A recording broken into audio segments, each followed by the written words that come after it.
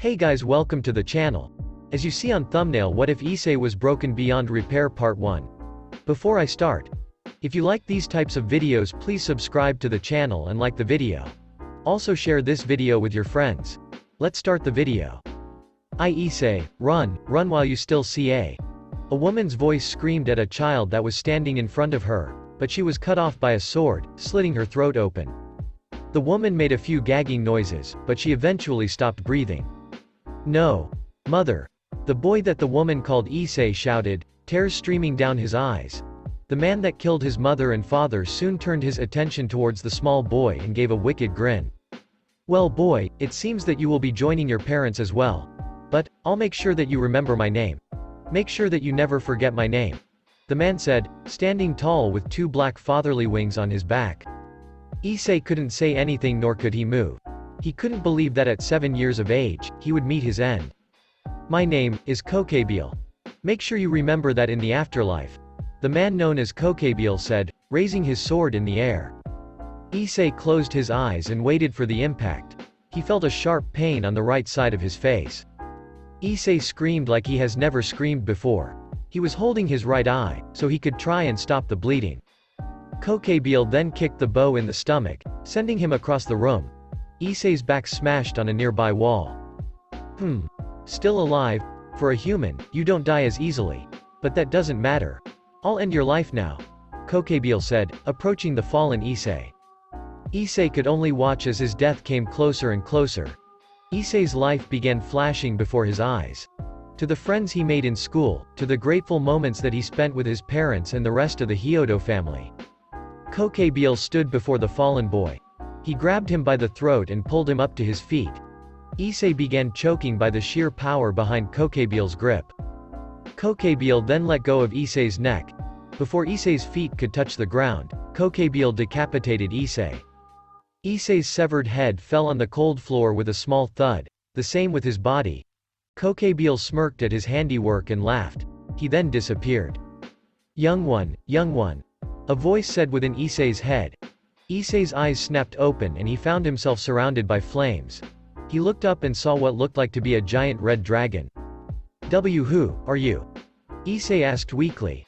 I go by the name of the Red Dragon Emperor, but since you are my new host, you can call me Diedrig, the giant dragon said.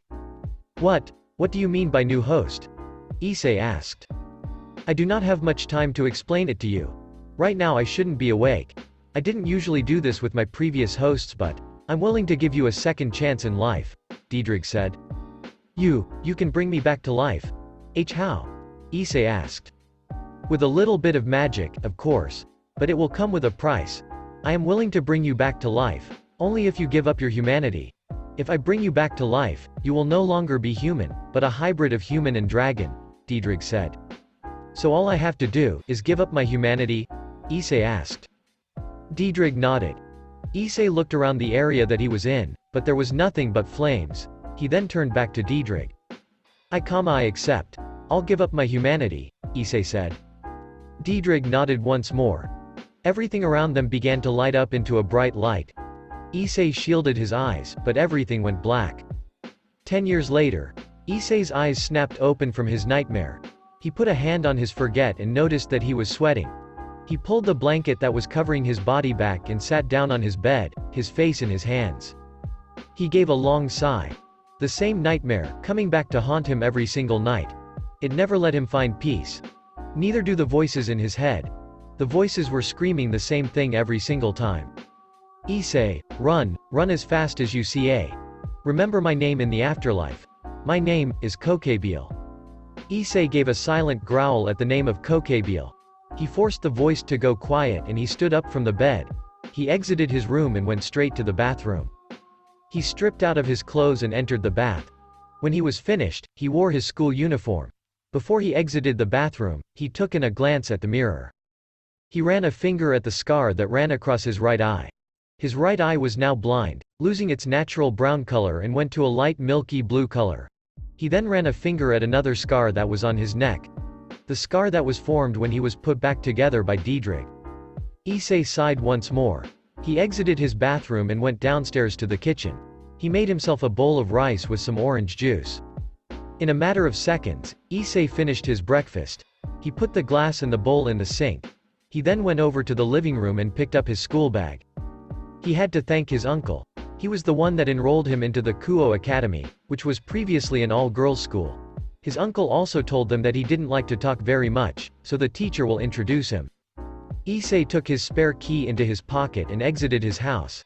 He locked the door and made his way to the Kuo Academy. He honestly didn't know what to expect. It's been 10 years since he's been to school. 10 years since the incident. 10 years of being nothing but an empty shell. During the past few years, he even wondered as to why he decided to live. Why did he ask Diedrich to revive him as a hybrid? Why didn't he choose to live his life in the afterlife with his parents? The answer is obvious, of course. He wanted revenge. He made a vow that if he finds Gabriel, he will rip his head out. And it was something that he was surely going to do, once he gets the chance. He looked to his left and saw a sign say, Kuo Academy. He went past the gates and headed for the entrance to the school. He then saw a teacher with purple dark hair and dark purple lipstick, waiting at the entrance. Once she saw him, she walked towards him. Are you Hyodo Issei? The woman asked. Issei nodded. I have been waiting for you. I am your teacher, Ms. Keiko. If you would please follow me and I will show you where your classroom is. I will also get a student to give you a full tour of the school later on, Ms. Keiko said. Issei nodded in understanding and followed Ms. Keiko inside the building. Once he entered, he made quite a first impression. All the people that were present were staring at him, specifically the scar on his eye. He closed his one eye and just ignored the stares and the whispers. Ms. Keiko stopped in front of the staff room. Wait here, I have to get my stuff for the class, Ms. Keiko said, entering the staff room. Issei sighed and leaned back against the wall. He then heard footsteps coming towards him. He looked towards the sound and saw two students walling towards him. One was bald and had his eyes closed while the other wore a pair of shady-looking glasses. They were both approaching Issei with smirks. So, I hear that you're the transfer student. Let me start by introducing myself. My name is Motohama. Motohama said while pushing his glasses up. And my name is Matsuda. Matsuda said while opening his eyes. And we are, the perverted duo. They both said loudly, earning a couple of dirty looks from girls. Issei raised a brow at the two. He honestly could care less about who they were, but he knew something. They must be the two most hated people in this school, especially by the girls. Now, you may be asking yourself, why did these two approach me? Quite simple really, we want you to join us. Together, we will forge upon a new name, called, the Perverted Trio. Motohama finished loudly again. Issei looked at a few people that were watching the situation. A lot of the girls were shaking their heads at him, as if saying, please don't join them, while a few male students were nodding their heads, saying for him to join. But the answer was already clear for Issei. He looked at the two and shook his head. So, you don't want to join us, eh? Motohama said, with his head down. Oh well, one day you'll find it in your heart that the decision you made today was wrong and you'll come running back at us, pleading to join out group. Motohama said, confident in his words.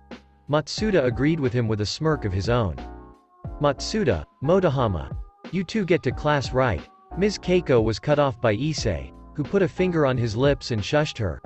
Ms. Keiko looked at Issei with a curious expression. Issei then turned his attention at the perverted duo. Both of them just stared at him, not knowing what he was about to do. Issei glared at the two, which made them back off a bit. When Issei took a step forward, they took a step back. Hey buddy, what are you going to do? Motohama asked, scared by the glare that he was receiving from Issei. Issei said nothing as he continued to approach them. Finally, they remembered that if anything happened, it was still 2 against 1. Both of them smirked and stopped taking steps back. You do realize that it's 2 versus 1 right here, don't ya? Matsuda said with a smirk. Issei then grabbed both of them from their throats and lifted them up from the ground, choking them. The students that were present were watching the scene with awe and shock by the power of the transfer student. Issei kept his glare on while choking the life out of the 2 boys. They both started to turn blue from the lack of oxygen and were about to pass out. Hyodo Issei, that is enough. You can let them go, Ms. Keiko said. Issei turned and faced her. With a small sigh, he let the perverted duo to live. They both fell to their knees, gasping for air while coughing heavily. All right man, we get you. We won't mess with you ever again, they both said as they ran away from Issei. Issei then turned his head towards Ms. Keiko. She gave a small sigh herself. Even though I didn't approve of your way, I think this will tone those two perverts down a little.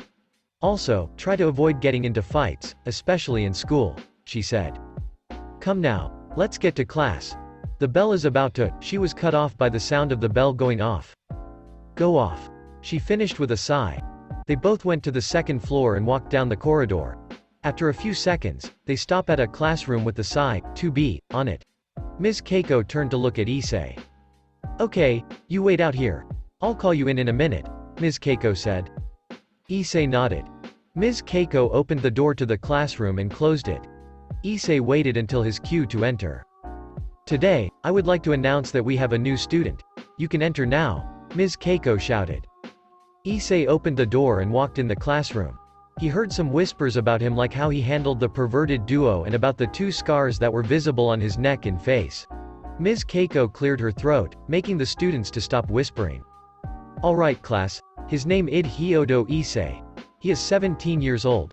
The reason that I'm doing the introduction is because he rarely speaks. I would like you all to take care of him. And please don't go asking him about how he got his scars. He won't answer you, even if you tried. Ms. Keiko finished. Alright Issei, you can sit besides Aoi. Aoi, raise your hand. Ms. Keiko commanded the girl known as Aoi. A girl in the back put her hand up. She had brown hair with green eyes. Issei saw her and walked towards the empty desk at the back, near the window. Typical main anime character getting the sit near the window cliché. Alright everyone, take out your history books and turn to page 47, began Ms. Keiko. Issei took out his history book and opened it to page 47. He then looked out the window, already bored. He just wanted the day to end. The bell for lunch rang not too long ago. Issei was the first one to get up. He exited the classroom and went towards the bathroom. He knew where it was, since he passed it during the time when him and Ms. Keiko were going to the staff room. He entered the bathroom and opened of the sinks. He splashed some water in his face and then looked at his reflection in the mirror. His reflection began to change into another figure. The figure had long black hair, a pale face and red eyes, with a smirk across his lips. Remember my name. My name is Kokebiel, Kokebiel, Kokebiel. The Kokebiel illusion kept saying his name again and again. Issei growled and punched the mirror, shattering it. He noticed that there were a few pieces of blood on the mirror, so he looked at his knuckles. There was a small cut on his hand. Issei sighed and licked the wound, cleaning it. The blood soon stopped. Issei exited the bathroom and headed towards the canteen. Once entering, he noticed that every table was taken, so his best choice was to eat outside or in his classroom. He decided to eat outside, since he liked the peace and quiet. He paid for his lunch, which was only 2 pieces of white bread. He exited the building and sat down by the nearest tree. He opened his first white bread and took a bite. His opinion on the school right now was pretty alright, despite a few annoying people here and there, like those 2 in the morning. He opened his second white bread. Before he could take a bite, he felt like someone was watching him. He looked in front of him and saw a small girl, sitting in the grass. From what Issei could tell, she had white hair with 2 cat clips on her. Once the girl realized that she was watching him, she stood up and walked away. Issei shrugged and continued to eat his lunch. He found it a little weird that she was staring at him, but he didn't care that much. Once he finished his seconds, he lied down on the grass and stared up at the clouds. He gave a small sigh of relief. Peace and quiet, just how he liked it. He then felt his eyelids beginning to close. As much as he didn't want to see the same nightmare, over and over again, his urge to sleep was bigger. He fell into a deep slumber. At the old school building, and, checkmate. Looks like it's another lose for you Akano. A red head said with a smile. My. It seems I can't beat you at a game of chess Rias. How are you so good at it? Akano asked with the same smile. Concentration, a good strategy and years of practice, Rias said. Do you think that you could give me some pointers in case of a rematch? Akano asked. A master tends to keep his secrets. If you want to get good, then learn how to play the game, Rias said with a small smirk. Ah, Rias, that was mean, Akano said with a smile on her face. Just then, the door opened and in stepped a short girl with white hair and gold eyes. I'm back, President Rias, the girl said in a monotone voice. How does the transfer student seem to you Kaneko? Does he pose a threat? Rias asked. He looks like he is about to snap, but other than that, I don't think he's a threat, Kaneko said. Keep on monitoring him. I feel like at some point, he might prove a valuable ally or a very dangerous foe, Rias said with a hand on her chin. Kaneko nodded and headed towards the exit. Rias stopped her. Kaneko, one more thing. I feel like the fallen angels may have taken an interest towards him. Follow him on his way home and see if a fallen approaches him, Rias said. Kaneko nodded once more and exited the room. My Rias, it seems like you have taken an interest in the boy, Akeno said with a smile. Yes. I feel like he's special, Rias said. Akeno said nothing and they both started playing a new game of chess. Back with Issei. Issei snapped his eyes open and leaned forwards. He was breathing heavily with sweat running down his forehead. He wiped his sweat on his shirt and stood up. He turned around to leave, but collided with someone. The girl fell to the ground, but Issei was still standing.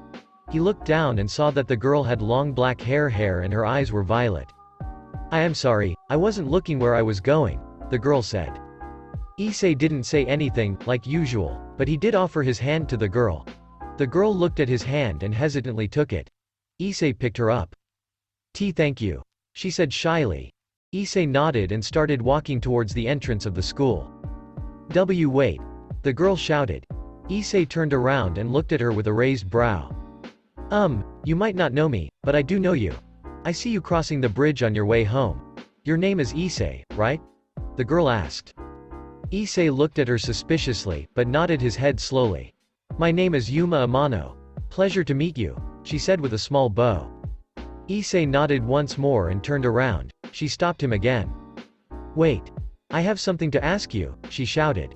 Issei sighed in irritation and turned to look at the Yuma once more. Would you ever consider going on a date with me tomorrow? Yuma asked with a small blush on her face. Issei stood there thinking for a moment. Eventually, Issei shook his head. Why not? Are you busy tomorrow? She asked. Issei nodded once more. Then how about when school ends? Let's walk home together, she asked a little desperate. Issei sighed once more. There was no way she was going to take a no for an answer. Issei nodded his head. Really? Thank you very much. See you when school ends. Meet me at the entrance, Yuma said as she started to run inside the school. Issei sighed and did the same. He went to the second floor and entered the classroom. And just when the bell rang, he sat on his chair and waited for the Ms. Keiko to enter. After school. Once classes ended, Issei put his books inside his bag and exited the classroom. He was one of the last ones to leave the classroom. He walked down the stairs and was met with Yuma. Hello Issei, are you ready to go? She asked him. Issei nodded. They both exited the school gates and took a right. They were both walking in silence, the sound of their breathing enough for Issei. Partner, you know that she's a fallen, right? Diedrich asked his partner. Issei nodded mentally. Good. She may have some information on him. Just be on your guard, Diedrich said, falling back to sleep for the time being. Suddenly, Yuma stopped walking. Issei kept walking, but turned around once he noticed that she wasn't walking next to him. Issei, can I ask you something important? Yuma asked while slowly walking towards him. Issei nodded. Once she was close enough, she leaned towards his ear. Can you die for me? She whispered in his ear. Issei wasn't shocked by her question. He expected her to ask him sooner or later. But he decided to play for a little while and nodded his head. Yuma gave an evil smirk and her school uniform began to disappear, replaced by a short black dress with a small, light purple jacket on top. 2 feathery wings came out of her back. Good. This makes it easier for me. Any last words before you die, Issei? She asked with an evil laugh. Issei put a hand on his chin and pretended to think. He then shook his head. Oh well. Goodbye Issei. May you rot in the darkest pits of the underworld, she said while forming a light spear in her left hand. One last thing. My name is Rainer. I used Yuma as a fake one to get around, she said. She then threw the spear, which successfully impaled Issei in the chest. Ha ha ha ha. Kokebiel will be happy with this, Rainer said, laughing. Once she looked at Issei, she noticed something strange. The light spear she threw impaled him in the chest, but he was still standing. Suddenly, Issei grabbed the spear and pulled it out of his chest. He looked at it for a small while, before throwing it to the side. It instantly disappeared. What? I killed you. How are you still standing? Rainier asked in shock, but she soon put another smirk and summoned another spear in her hand. No matter. This one will kill you for sure, she said as she threw it at him. This one hit him in the shoulder, but like the previous one, he pulled it out. How are you still alive, you worthless human? Rainier asked in anger and shock. She threw 2 more spears, one hitting him in the abdomen and the other hitting him in his stomach. Like the previous 2, he pulled them out and threw them aside. What the hell are you? You're not human, Rainier screamed. Issei grew tired of the situation. He slowly started to approach Rainier. Stay where you are, she screamed as she threw even more light spears, but didn't manage to hit her target. Enough of this. I'll see you again, you human worm, she said as she took flight. Phew, thank Azazel that I managed to get away from that, whatever he was, Rainier said to herself. For some reason, she stopped going forward, even though her wings were flapping. She also felt something grab her legs. She turned around and saw Issei, with a pair of 2 red wings on his back and a red dragon gauntlet on his right hand. Why you're a dragon? Rainier screamed. Issei then turned around and looked at the road. He then threw Rainier back down. Once she made contact with the road, a large crater was formed. She tried to stand up, but Issei put his foot on her back, preventing her from getting up. Issei then grabbed both of her wings and began to pull them. And no. Please, not my wings. I'll do anything, just please don't pull them off, Rainier pleaded, but her pleads fell on deaf ears. Issei began to pull harder, while Rainier's screams filled his own pleasure. He then stopped pulling for a second, pulling them suddenly that they teared of her back. Rainier screamed in pain as she began rolling on the ground. Issei then grabbed her hair and pulled her back to where he was. He held her head in place so that she was looking directly in his eyes. Rainier, if you value your life, you will answer to this one simple question. If you say what we need to hear, we'll let you go. But if you give us a wrong answer, then Issei will have no other choice but to kill you. The question is, where is Kokebiel hiding? Diedrich said from the gauntlet. I'll never answer to you, Rainier screamed. Diedrich gave a small sigh. Then I guess we have no choice. Partner, kill her, Diedrich said, his voice falling quiet. Issei then grabbed her by the throat and began to choke her. Rainier summoned a light spear in her hand and began to stab Issei's shoulder, but this did not make Issei stop. Rainier found herself losing consciousness as she let the light spear she was holding drop to the ground. Her eyes began to roll to the back of her head. Issei, deciding to stop toying with her, pressed a little harder on her throat. He finally heard that satisfying snap of her neck. Issei let go of her throat, letting her lifeless body fall to the ground. Issei gave a small sigh. He was a little disappointed that he didn't manage to get information on Kokebiel's location. He picked up his school bag and began walking the rest of the way to his house. Once arriving to his house, he dropped his bag on the floor and went upstairs to the bathroom. He grabbed a piece of cloth and the bottle of povidone. He applied some to the cloth and took his shirt off so he could disinfect his wounds. He applied the povidone on his chest, then his shoulder, then his abdomen and then his stomach. Once he was finished, he picked up 3 bandages and rolled them to where he was injured. After he was done, he went back to his room. He lied down on his bed and looked up to his ceiling. Today was somewhat of an interesting day for him. He began to wonder what other surprises were in store for him tomorrow. He decided not to think about it, as he was tired. He closed his eyes and fell into a deep slumber. Issei opened his eyes and sat up on his bed. It was one of those rare occasions where he didn't get the nightmare and was allowed to sleep for once. He stood up from his bed and walked to the bathroom. He undid the bandages and applied a bit more povidone on his wounds. He opened his medicine cabinet and grabbed 3 new pairs of bandages. He rolled them to where his injuries were. Once he did that, he grabbed his shirt from his bedroom and headed downstairs into his kitchen. He wasn't hungry at all, so he decided to skip breakfast for today. He looked at a clock on the wall and noticed that it was 7:13. It was time for him to go to school. He went to the door and put his shoes on. He then grabbed his bag and put the spare key inside it. He slung the bag over his shoulder and exited his house. After walking for about a minute, he noticed that Rainier's body was still on the road. He looked to his left, then to his right and finally behind him. He grabbed Rainier and slung her dead body over his shoulder with ease. Since he wasn't that far away from his house, it was a good idea to drop her there and maybe dispose of her body in the weekend. He opened his door with his key and threw Rainier inside. He closed the door and locked it. He then began walking towards the school. Of course, there was nothing he could do about the large crater, but at least no one would see a dead body lying in the middle of the road. Once he arrived at school, he looked at the giant clock that was on the school. From what he could tell, the time was 7:26. He still had 4 minutes till class, so he should hurry up a little. He entered the building and right of the bat, he noticed that the two perverts from yesterday were running for their lives. They were being chased by two girls that were yukatas and in the hands were kendo sticks. "Come back here, you perverts," one of the girls shouted. "You're not getting away from us that easily," the other one shouted. "Ah, please spare us. Hey new guy, protect us from the evil girls," Matsuda said as he and Motohama hid behind Issei. Once the girls noticed that they were hiding behind Issei, they stopped dead in their tracks. They looked at him and started to back off a little. Issei knew that they were scared of him, but he decided to give the two girls what they wanted. He grabbed Matsuda and Motohama by the collar of their shirt and dragged them forwards, as they screamed for him to stop. Issei dropped them right in front of the two girls and walked off towards the stairs. He heard one of them mutter a thank you. He then heard the perverted duo scream in pain as the sound of kendo sticks coming in contact with the two perverts echoed throughout the school. Before he could start walking up the stairs, he saw the same girl from yesterday, the one that was staring at him. She looked at him with her gold eyes. During lunch break, come to the old school building.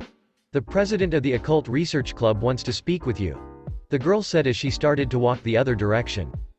Issei looked at the girl weirdly and shrugged his shoulders. He didn't want to go, but at the same time, something was a little off about her. "Well, obviously she's a devil partner." Diedrig's voice rang inside Issei's head. Issei hasn't seen a devil before, but by what Diedrig taught him over the past 10 years. He told him all about the fallen angels, the devils, the exorcists and the angels. But he decided to push the meeting into the back of his head as he entered the classroom. And just in time before the bell rang, he sat down on his usual sit as Ms. Keiko entered the classroom. "Alright, take out your mathematics book and your mathematics notebook. We are going to work on some slops," Ms. Keiko said. During lunch. Once lunch arrived, Issei decided that he would first buy his usual lunch. When he finishes, he'll head out for the old school building, which he could easily see from outside. He went to the canteen and bought himself 2 pieces of white bread. He then went to his usual spot under the tree. He opened the first pack of white bread and took a bite. As he was eating, his mind began to travel to the small meeting that he was about to have with the orc. Of course, he didn't know what to expect. That white-haired girl that he saw earlier was supposed to be a devil, by Diedrig's standards. So, he could suspect that she's not the only devil inside the school. Maybe there are more in the old school building, or the orc. He finished his first white bread and then looked at the other. He decided to eat the last one on his way home, so he stuffed it in his pocket. He stood up and made his way to the old school building. Once arriving, he raised his guard, in case of a sneak attack. He doubted that they would attack him in school territory, but he still needed to be careful. He stood outside of the door and waited a bit. He then grabbed the handle and opened the door, closing it once he entered. He looked in front of him and saw the small white-haired girl, waiting for him and a set of stairs. "Follow me," she said as she walked up the stairs. Issei followed her up the stairs while looking at his surroundings. The building looked more of a mansion, despite how it looked outside. Once they reached the top of the stairs, they walked forward. They reached a pair of 2 doors. The white-haired girl opened one of the doors and went inside, Issei following. He closed the door. In the room was a big coffee table that had trays of sweets and tea. There was a big desk at the end of the room and behind it was a red-haired girl. "We're back, President Rias," the white-haired girl said as she sat down on one of the sofas in the room. She then grabbed a chocolate biscuit from a small tray and started to eat it. "Good job, Kaneko," a red-haired girl said that was behind the desk. She looked at Issei with a smile.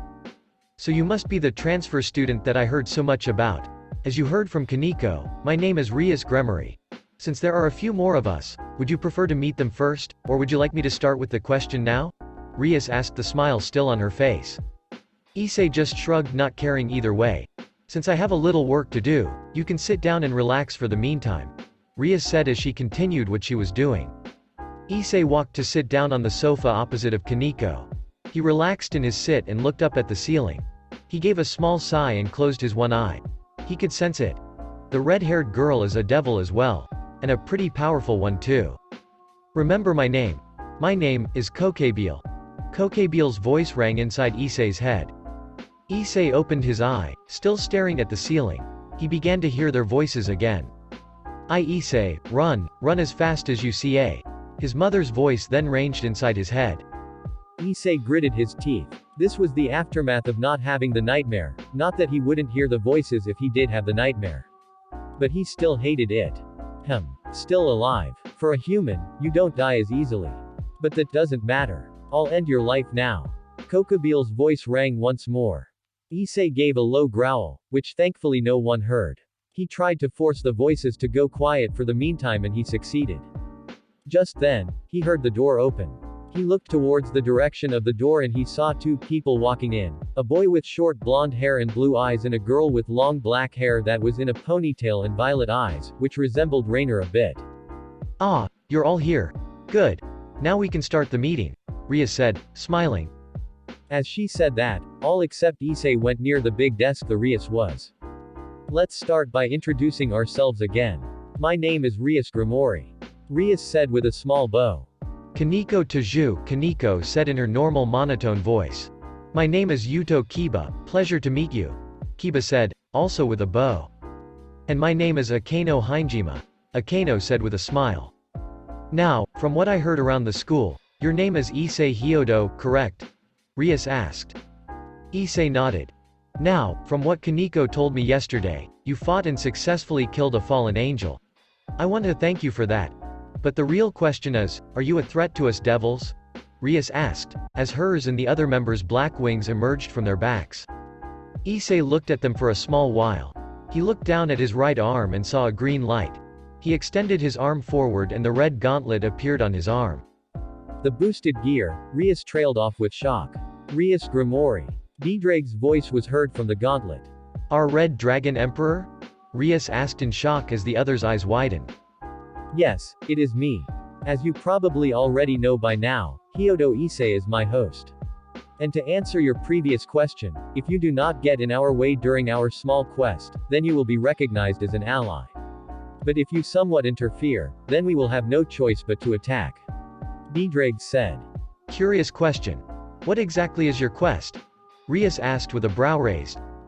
Diedrag went silent for a moment. Partner, do you want me to say? Diedrag asked Issei. Issei gave a long sigh and surprisingly, nodded his head. Very well then. Our quest is to find a fallen angel by the name of Kokebiel, Diedrag said. Again, Rias and the rest's eyes widened at the revelation. Why, you want to find one of the leaders of the fallen angels? For what exact purpose? Rias asked. Revenge. It was the only word that escaped from the gauntlet. Our revenge? Why? What exactly happened? Rias asked. It is not my place to answer you that, Rias Gremory. Perhaps my partner might tell you, if he is able to speak that is. Diedrag said, causing the members of the orc to raise their brows. Wait, I just realized that Issei hasn't spoken yet. Does that have something to do with what you said? This time, Akeno asked. The last time that I heard him talk, was about 10 years ago, Diedrag said. Rias, who was taking a sip of her tea, widened her eyes and started to cough. The others just stared wide eyes at Issei. 10 whole years without uttering a single word. Is that even possible? Rias, who has now stopped coughing, asked the gauntlet. When you shut out the entire world and focus your mind on one thing and one thing only, you too would be shocked by the changes you go through. Partner was a normal human, who had a good life, but that only lasted 7 years.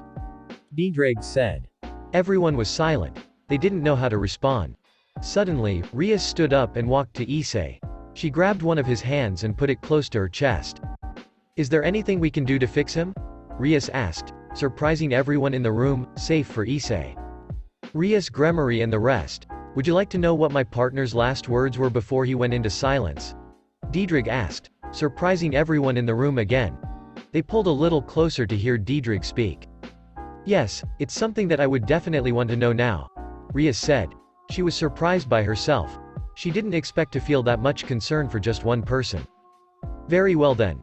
And to answer your previous question, I think my partner is way far gone for him to be fixed.